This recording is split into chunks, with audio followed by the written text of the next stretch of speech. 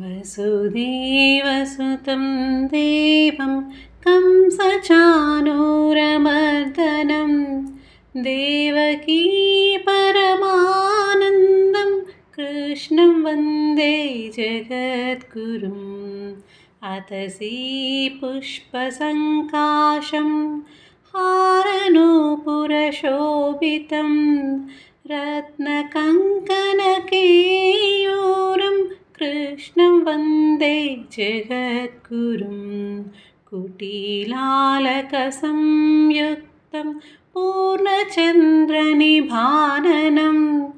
विलसत्कुण्डलधरं देवं कृष्णं वन्दे जगद्गुरुं मन्दारगन्धसंयुक्तं चारुहासं चतुर्भुजं बर्हि पिञ्चावचूडाङ्गं कृष्णं वन्दे जगद्गुरुम् उत्फुल्लपद्मपत्राक्षं नीलजीमूतसन्निभं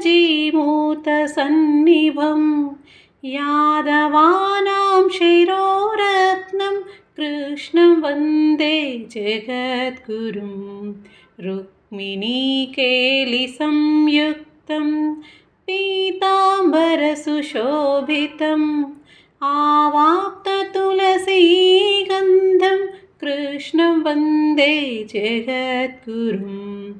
गोपिकारां कुचद्वन्द्वा कुङ्कुमाङ्कितवक्षसं श्रीनिकेतं महेश्वासं कृष्णं वन्दे जगद्गुरुं श्रीवत्साङ्कं महोरस्कं वनमालाविराजितं शङ्खचक्राधरं